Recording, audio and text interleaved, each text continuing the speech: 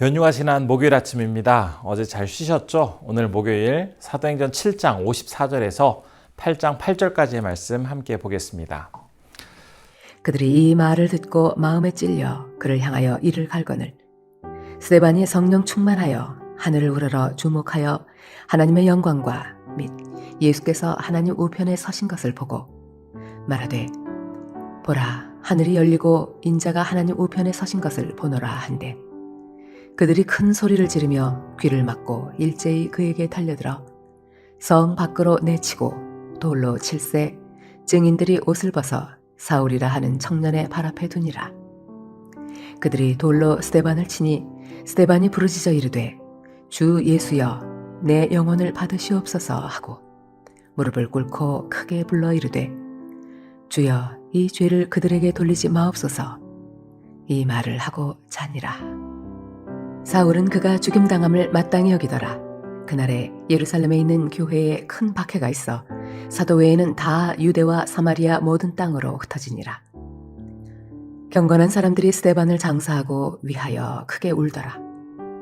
사울이 교회를 잔멸할세 각 집에 들어가 남녀를 끌어다가 옥에 넘기니라. 그 흩어진 사람들이 두루 다니며 복음의 말씀을 전할세 빌립이 사마리아 성에 내려가 그리스도를 백성에게 전파하니 무리가 빌립의 말도 듣고 행하는 표적도 보고 한 마음으로 그가 하는 말을 따르더라. 많은 사람에게 붙었던 더러운 귀신들이 크게 소리를 지르며 나가고 또 많은 중풍병자와 못 걷는 사람이 나으니 그 성에 큰 기쁨이 있더라. 대제사장과 공회 앞에서 끝까지 복음을 전하려고 힘썼던 스데반, 그에 대해서 사람들은 몹시 적대적인 생각을 가지고 있었습니다. 그의 바른 말에 대해서 종교 지도자들은 그의 자리에 굉장히 듣기 어려운 그런 상황이었기 때문에 특별히 스데반을 더 싫어하였습니다. 그들이 어떤 반응을 보였는지 본문 54절은 이렇게 증거하고 있는데요. 54절 말씀 제가 한번 읽어보겠습니다. 그들이 이 말을 듣고 마음에 찔려 그를 향하여 이를 갈거늘. 여기서 찔린다라는 단어의 뜻은 양심의 가책이 느껴져서 자신들이 잘못했음을 깨닫게 되었다라는 그런 의미가 아닙니다.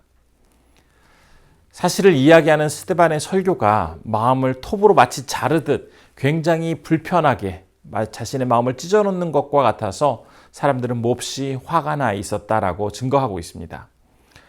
거기에 더해서 사람들은 소리를 지르고 또 귀를 막고 일제히 그에게 달려들어서 스데반을 성 밖으로 내치면서 그에게 돌을 집어 던지기 시작하였습니다. 이스라엘은 로마의 지배를 받고 있었기 때문에 아무리 그 사람의 권위가 높은 사람이라 할지라도 이스라엘의 지배자라 할지라도 함부로 누군가를 사형시킬 수 있는 권한을 가지고 있지 않았습니다. 누군가를 처형하려면 반드시 로마 정부의 그 관료가 허락해야만 다른 사람을 처형할 수 있었는데요. 그런데 지금 스데반은 설교를 하는 도중에 사람들이 너무나 화가 난 나머지 어떻게 보면 이성이 잘 절제되지 않고 굉장히 감정적으로 그를 붙잡고 성 밖으로 끌어내어서 돌을 던지며 죽인 것입니다. 스데반을 향한 백성들의 분노 표출 상황은 굉장히 소란스럽고 살벌하였을 것입니다. 그러나 이런 어려움 가운데에도 그는 묵묵히 하늘을 우러러보면서 하나님의 영광과 그분의 우편에서 함께하고 계시는 예수 그리스도를 바라보면서 평안함을 유지하고 있습니다. 스데반 집사가 이렇게 놀라운 능력을 나타낼 수 있었던 이유는 바로 성령께서 그와 함께 하시면서 강력하게 그를 역사하시며 이끌으셨기 때문에 자신이 당하고 있는 그 억울하고 비참한 상황에 대해서도 오히려 주님께서 주시는 평안함과 기쁨 가운데 그 시간들을 보낼 수 있었습니다. 그러면서 누가는 스데반이 남긴 마지막 말을 59절과 60절에서 이렇게 전하고 있습니다. 그들이 돌로 스데반을 치니 스데반이 부르짖어 이르되 주 예수여 내 영혼을 받으시옵소서 하고 무릎을 꿇고 크게 불러 이르되 주여 이 죄를 그들에게 돌리지 마옵소서 이 말을 하고 자니라. 사람들은 그를 정죄하고 분노를 나타내면서 그에게 돌을 던져 죽이려 하였지만 스데반은 오히려 하나님께 그 사람들을 용서해달라고 간절히 기도하고 있습니다. 이러한 스데반의 모습은 마치 십자가에 달리신 예수님께서 자신을 향해서 조롱하고 비웃고 온갖 모욕적인 행동을 거리낌 없이 보여주는 그 사람들을 향해서 주님께서 오히려 저들을 위해서 하나님께 저들은 자기가 무슨 일을 하고 있는지 알지 못하나이다라고 기도하며 죽음을 맞이하셨던 그 예수님의 모습을 아주 그대로 따르고 있는 것입니다. 우리가 며칠에 걸쳐서 살펴본 사도행전 7장의 스데반의 설교는 단지 어떤 역사적인 사실을 다시 한번 정리하고 그것을 가르치려고 전하는 내용이 아니었습니다.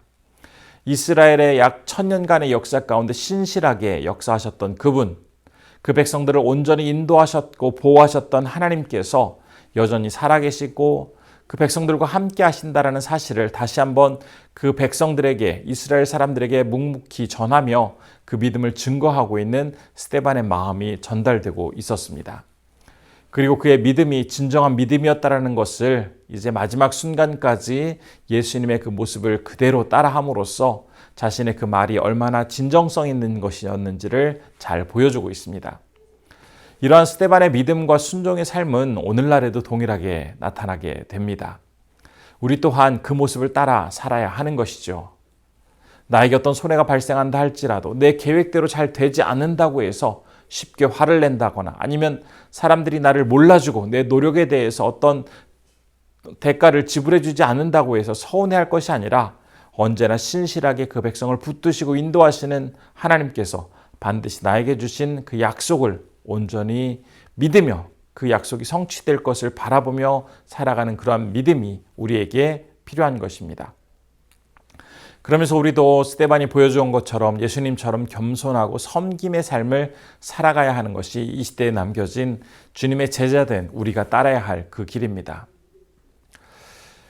계속해서 본문 말씀은 이제 8장까지 이어지는데요. 이 8장의 말씀은 그렇게 주님을 따라서 순종하며 참된 제자의 삶을 살아가게 될 때 어떤 역사가 벌어지게 되는지 설명을 해줍니다. 1절부터 8절의 말씀을 보면 스데반이 순교하는 그 초유의 사태가 벌어지게 되었을 때 초대교회 성도들은 정말 커다란 충격을 받았을 것입니다.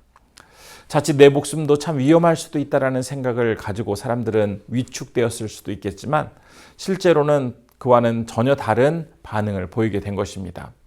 사도들을 중심으로 지도자들은 예루살렘에 남아있고 또 다른 사람들은 이곳저곳으로 흩어져서 그곳에서 복음을 전하는 전도자의 삶을 살아가게 된 것입니다. 사울이 주축이 되어서 예루살렘에 남아있던 그 교회와 성도들을 핍박하고 또 그들을 잡아서 감옥에 가두고 있었지만 성도들은 전혀 위축되지 않았습니다. 또한 예루살렘을 떠나 각지로 흩어진 사람들은 그곳에서 열심히 복음을 전하게 되는데요. 특별히 사도행전 8장 5절 말씀을 보면 빌립 집사가 사마리아에 들어가서 복음을 전하고 있는 장면을 증거하고 있습니다.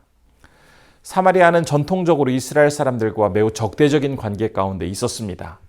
유대 사람들은 사마리아에 가지도 않고 서로 그들을 접촉하려고도 하지 않았던 그런 아주 매우 불편한 관계에 있었는데요. 그런데 예수님께서 성령이 임하시면 그 제자들이 예루살렘과 온 유대와 사마리아와 땅끝까지 이르러 주님의 증인이 될 것이라 라고 말씀하셨던 그 내용이 지금 바로 스데반 집사의 순교 이후에 현실로 일어나게 된 것입니다.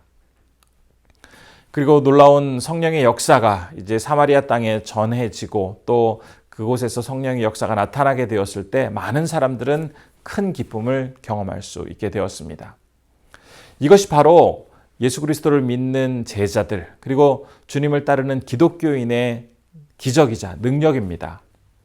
어려울수록 위기가 찾아올수록 그리고 힘든 역경을 만날수록 진정한 주님의 사람은 오히려 그 시간을 통해서 더욱 성숙해지고 아름답게 변화됩니다.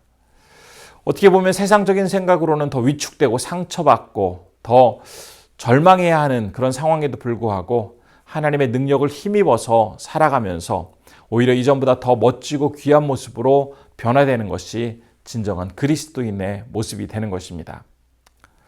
만일 나에게 어떤 커다란 고난과 역경이 찾아온다고 할 때에 우리도 오늘 본문 말씀을 통해서 배운 것처럼 하나님께서는 그 위험한 상황을 통해서 나를 더욱 성숙시키시고 온전하게 만들어 가실 그러한 소중한 기회로 삼으실 것이다라는 그런 믿음을 가지고 오늘 하루 다시 한번 힘을 내며 나아가시는 우리 성도님들 되시기를 진심으로 소원합니다.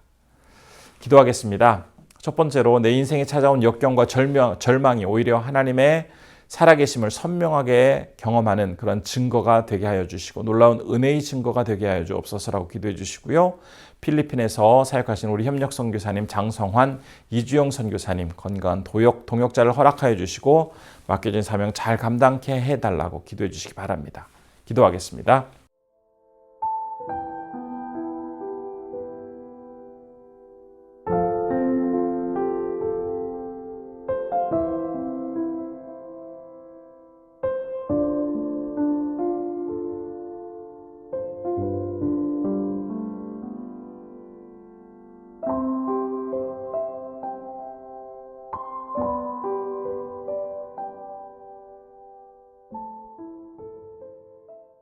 참으로 고마우신 아버지 하나님, 오늘 스데반 집사가 순교당하는 초대교회의 초유의 사태가 벌어졌습니다. 참 말할 수 없는 슬픔과 아픔이 그들에게 찾아왔지만 오히려 이 어려움 가운데 더욱더 주님 말씀을 담대하게 전하는 성도들의 모습을 보았습니다. 우리 인생 가운데에도 고난과 역경이 우리를 위축시키고 절망시키는 그러한 큰 걸림돌이 아니라 다시 한번 하나님 앞에 나아가 주님을 바르게 바라보고 우리가 성숙할 수 있는 참된 기회의 시간이 될 수 있도록 주님 도와주시옵소서. 오늘은 필리핀에서 사역하시는 장성환, 이주영 선교사님을 위해서 기도할 때 하나님께서 그 가정을 지켜주시고 또 좋은 동역자들과 건강과 하나님의 인도하심 속에서 아름다운 사역을 잘 이끌어 가실 수 있도록 붙잡아 주옵소서. 오늘 하루 우리 성도님들 건강을 허락하여 주시고 어느 곳에서나 하나님 바라보며 참된 기쁨과 감사함 속에서 살아가실 수 있도록 함께해 주시길 원하오며 예수님의 이름으로 기도드립니다. 아멘.